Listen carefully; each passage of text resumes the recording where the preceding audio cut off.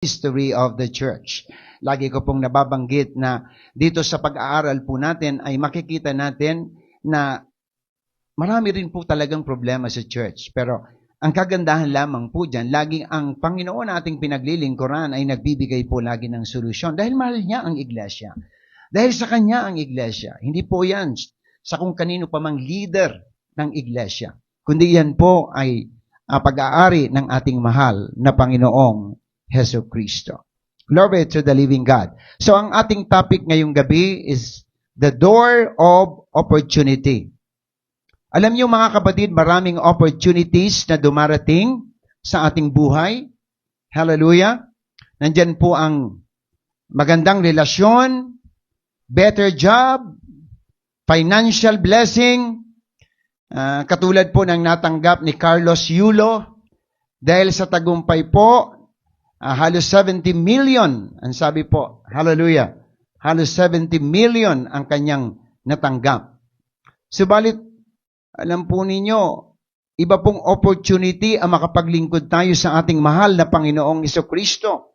Ang pera po ay totoong napakahalaga po niyan sa buhay ng tao. Pero mas may pinakamahalaga. Hallelujah. Hindi tayo pababayaan po ng Diyos pag inuna natin siya. Alam po ninyo, ang sabi po, God will supply all our needs. Si Jesus po ang mayaman sa pinakamayaman.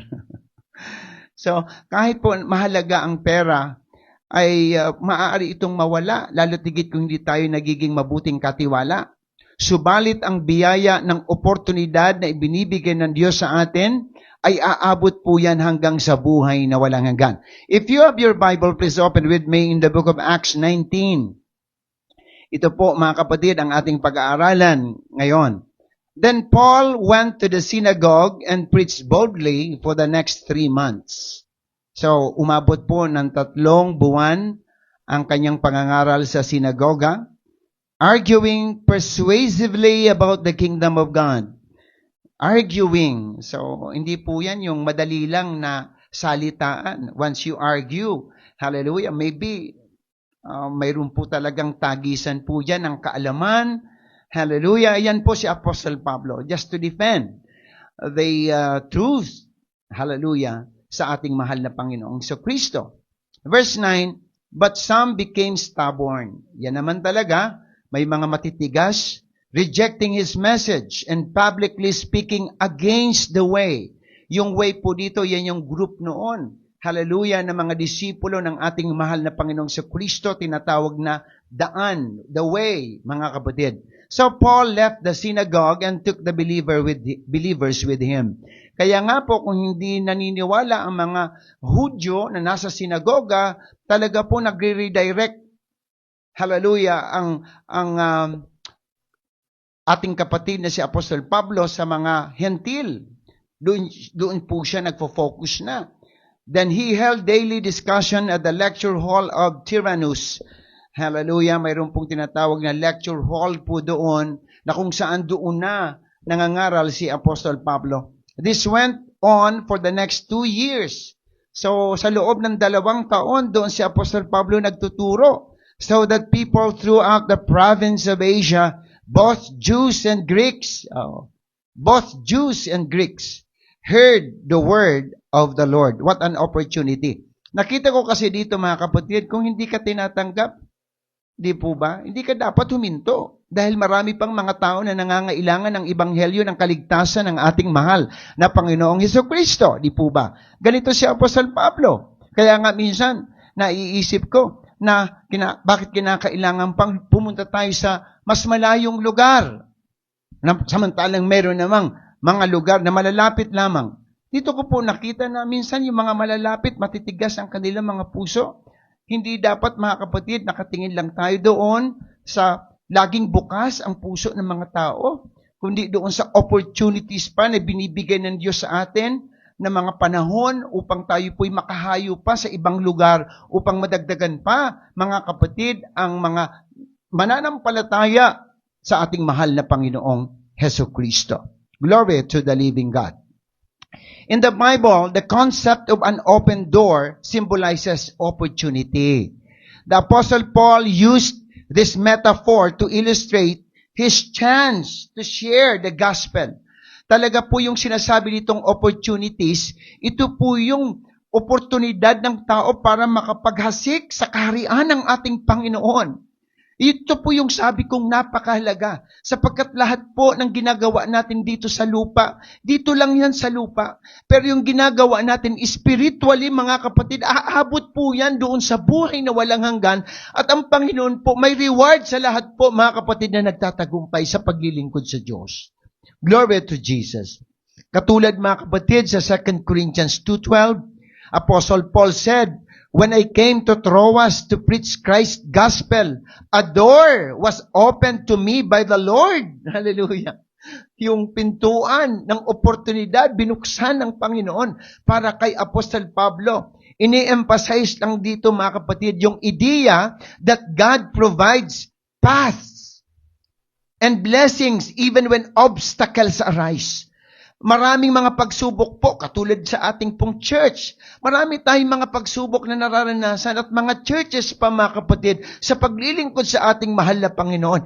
It doesn't mean, mga kapatid, na hindi maganda ang church, kundi ibig sabihin lamang tinitingnan ng Panginoon ang ating mga puso at isipan kung tayo po ay kayang patigilin ng mga problema sa ating paglilingkod. But no way, mga kapatid, sapagkat katulad ni Apostol Pablo, para sa kanya, ang mahalaga ay ang patuloy niyang maipahayag ang ebanghelyo ng kaligtasan mula sa ating mahal na Panginoong Hesukristo. Palagpakan po natin ang ating Diyos na buhay.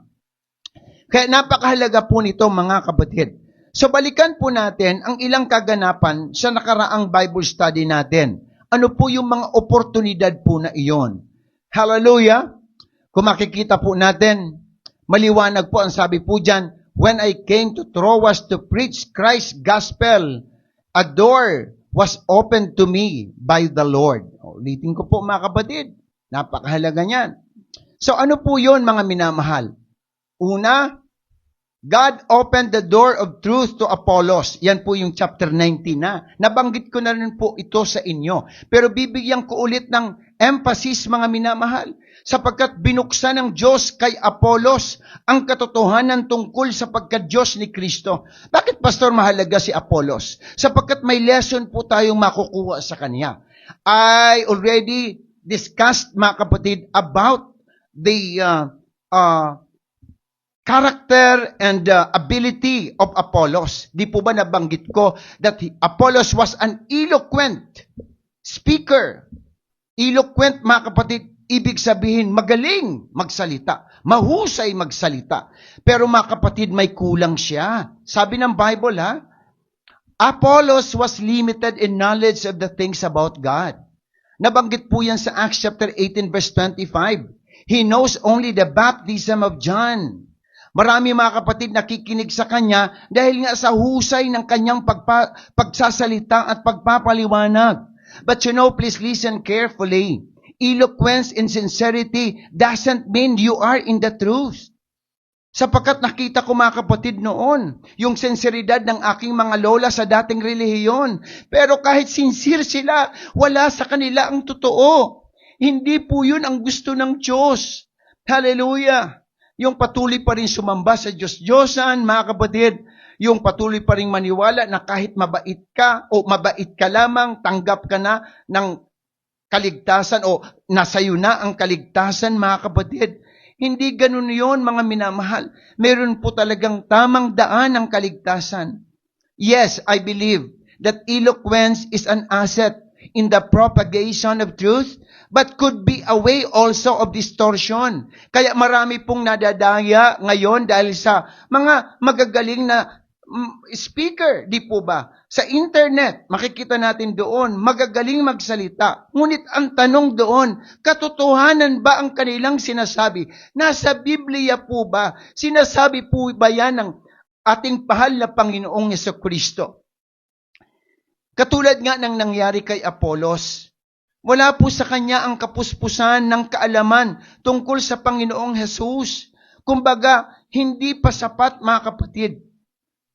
And thanks to Aquila and Priscilla, who were among the listeners of Apollos, They were used by God to open the door of truth to Apollos. Ilan po sa inyo ngayon ang ginamit upang maipahayag sa inyong kaibigan, kapitbahay, kapwa mananampalataya ang tungkol sa katotohanan sa ating mahal na Panginoong Hesukristo na siya ang nag-iisang Diyos, ang Diyos noon, ngayon at magpakailan paman. The God who manifested in the flesh. Hallelujah. Hallelujah. The one true God. Glory to the living God. Tingnan po ninyo ang Acts 18:26. When Priscilla and Aquila heard him, Apollos, preaching boldly in the synagogue, tingnan po ninyo, nagpipreach na si Apollos po dito. They took him aside. Kinuha nila Aquila and Priscilla. Sino si Aquila and Priscilla? Ito po mga kapatid yung converted sa tamang gospel. Dahil sa tulong din ni Apostol Pablo, ito yung naliwanagan ng Ebanghelyo ni Kristo. Kahit napakagaling pala magsalita ni Apollos, pero wala pa sa kanya ang full truth, mga kapatid. Hallelujah. Ano po ang sinabi ng Bible? This Aquila and Priscilla took Apollos aside and explained the way of God even more accurately. Accurately means correctly and truthfully. Purihin ang Diyos. Pastor, ano po ang makukuha namin dyan? Mga minamahal, napakaliwanag na kahit sila Aquila and Priscilla hindi ganun kagaling magsalita, pero mayroon sila, mga kapatid, sa puso na isang mahalagang katotohanan. Iyan po ang ipaliwanag ang tunay na daan ng kaligtasan. So there are two important lessons na makukuha natin dito. First, we learn from Aquila and Priscilla that we should tell the truth regardless of the so-called status or level. Mayaman man yan. May position man. Magaling man. Hallelujah. Magsalita. Kung inasa iyo ang katotohanan, if given that opportunity, then tell the truth. Say the truth. Because God is with you. Hallelujah. Nasa iyo ang Panginoon. Second, we must be open-minded to truth like Apollos. Kahit magaling po si Apollos, mga kapatid, pero open-minded siya. Nandoon po, mga kapatid, hallelujah, ang kanyang desire pa rin na matuto ng katotohanan ng Ebanghelyo ni Kristo.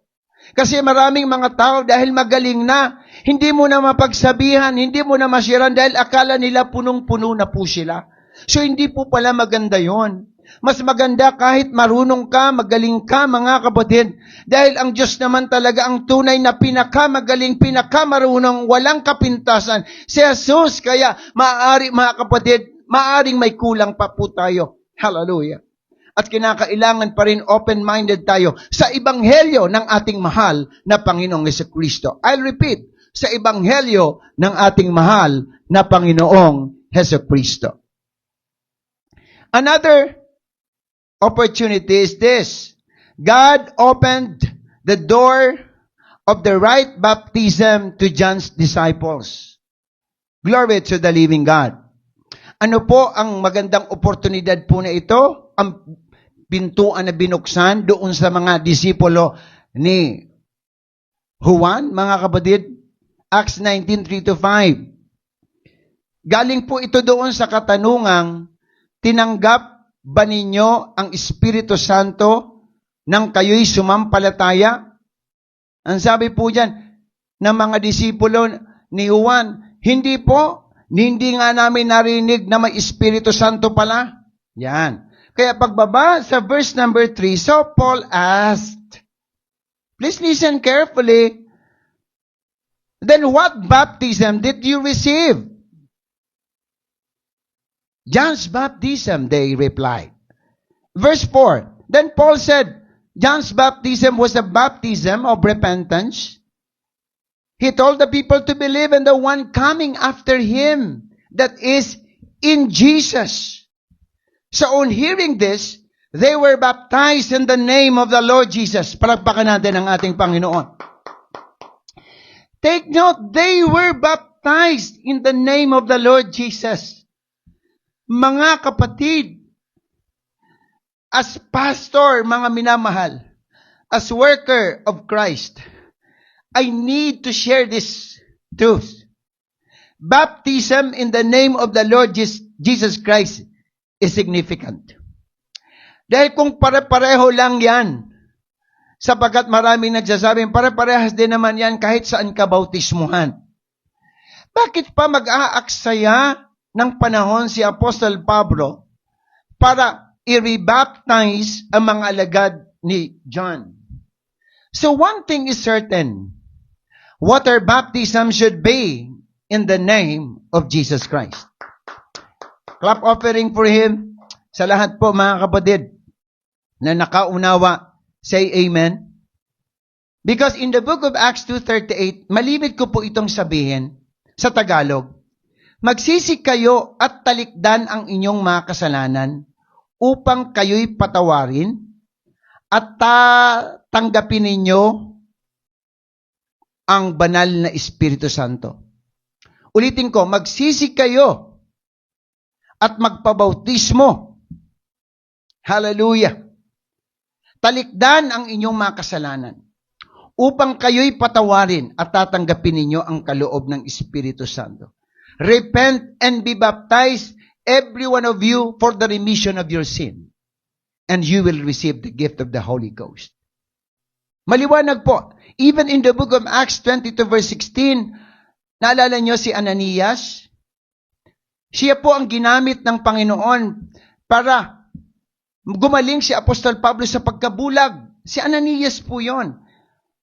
Nang makita mga kapatid ni Ananias si Apostol Pablo, Ananias instructed Apostle Paul to arise and be baptized and wash away thy sins, calling on the name of the Lord Jesus Christ.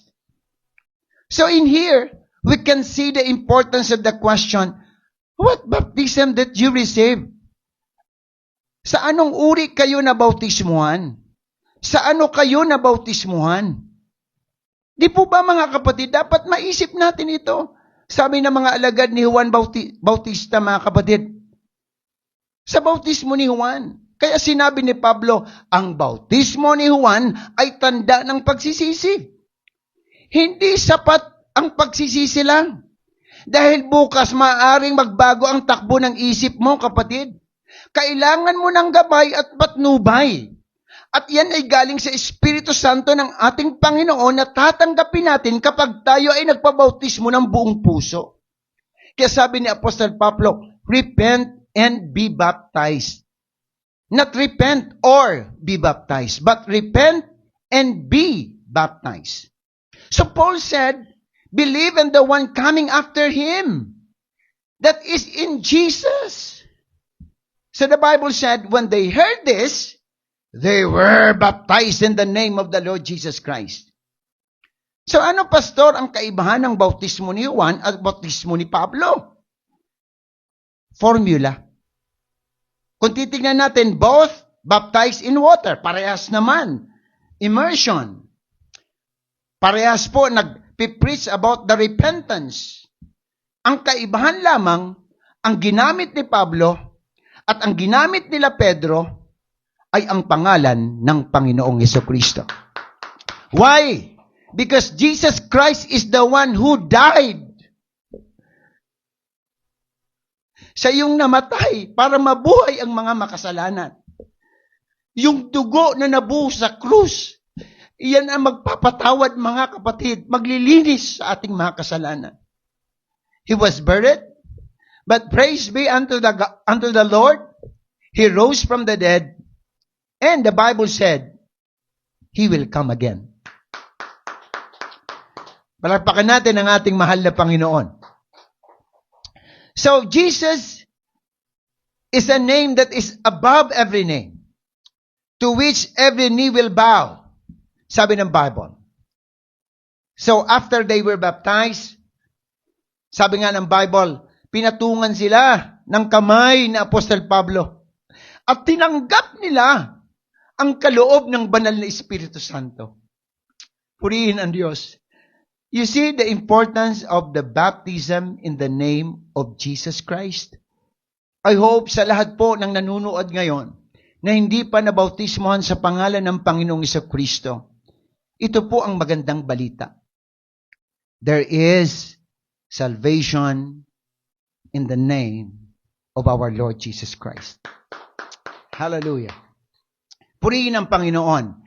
Another thing, mga kapatid, is God opened the door of miracles in Ephesus. Sa Asia, mga kapatid, ang Epeso ang isa sa pinaglaanan ng panahon ni Apostol Pablo. At marami pong nangyari.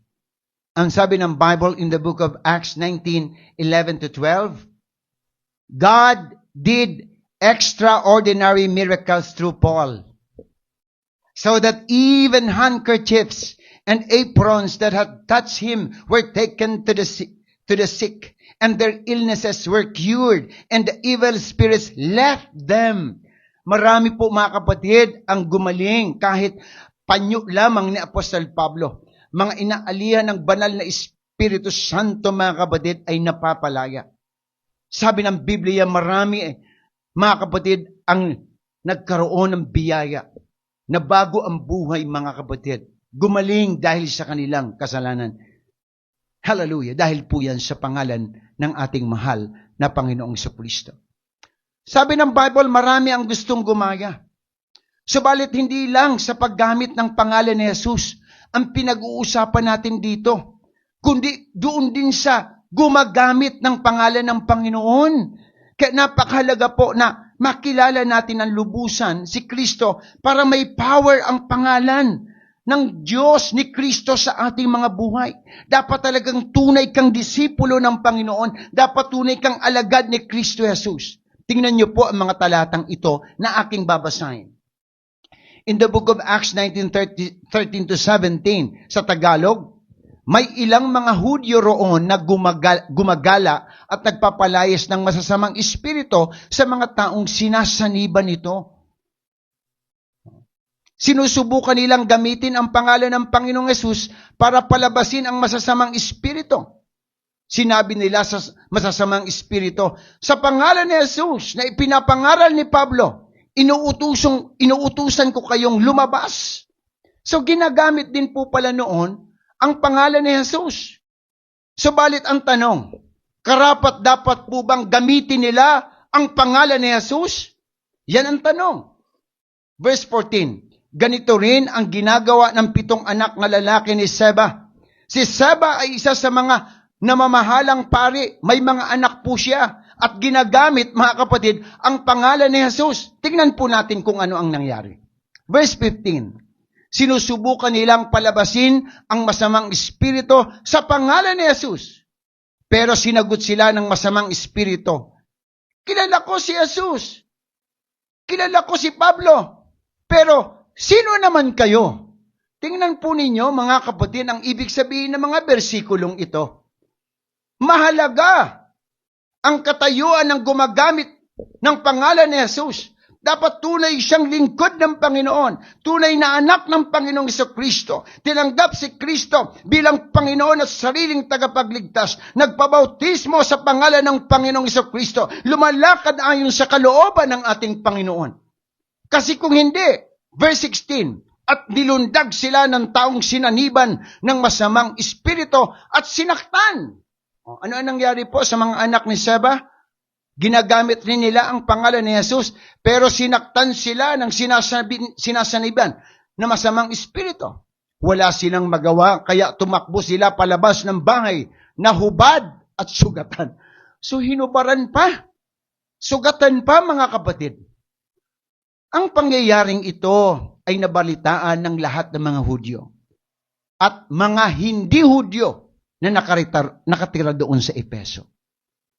Natakot sila at lalo pang naparangalan ang pangalan ng Panginoong Jesucristo. Nawa nakita natin, mga kapatid, ang kahalagahan ng pangalan ni Jesus. Dahil dito, mga kapatid, sabi ng Bible, marami ang sumampalataya kay Kristo at nabago ang buhay. Whew! What an opportunity to be a servant of God. Palakpakan natin ang ating Panginoon. Hallelujah! Isang malakas na palakpak sa ating mahal na Panginoong Jesucristo. Glory to the living God. Hallelujah. Acts 19:18-20, marami sa mga sumasampalataya ang lumapit at nagtapat ng kanilang masasamang gawain. Please listen, ito na yung epekto na kapag tayo po ay ginagamit ng Panginoon sa tamang paglilingkod sa Diyos, may mga taong makikinabang. Hallelujah! May mga taong, mga kapatid, na maliligtas. May mga taong pagpapalay ng ating mahal na Panginoong Hesukristo. May mga taong mababago ang kanilang buhay. May mga taong gagaling sa kanilang sakit at karamdaman. Pagkatapos, mga kapatid, ng nangyaring yon, sabi ng Bible, marami sa mga sumasampalataya ang lumapit at nagtapat ng kanilang masasamang gawain. Ibig sabihin, marami ang nagrepent, marami ang nagsisi, mga kapatid. At marami ring mga salamangkero ang nagdala ng kanilang aklat at sinunog nila mismo ang mga ito sa harap ng lahat. Grabe ito, mga kapatid. Publicly, sinunog nila ang mga kagamitan nila na ginagamit pag sila po ay nagsasalamangka. Ibig sabihin, mga kapatid, sila ay nanghuhula.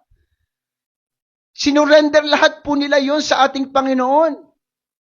Ang sabi ng Bible, ang halaga ng mga aklat na sinunog ay umabot ng ilang milyon.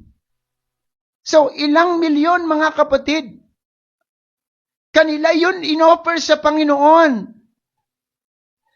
Kanila yun, mga kapatid, i-give up.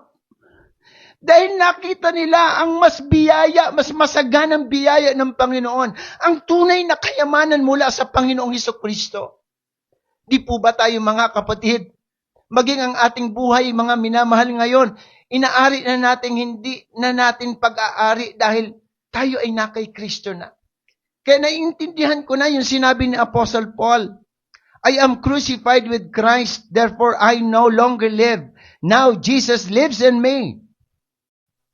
Verse 20, dahil sa pangyayaring ito, lalo pang lumaganap ang kapangyarihan ng salita ng Diyos.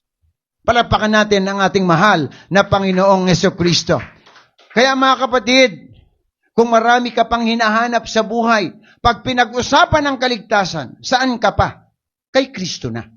Sapagkat Jesus Christ is the only way. He is the truth and the life, mga kapatid.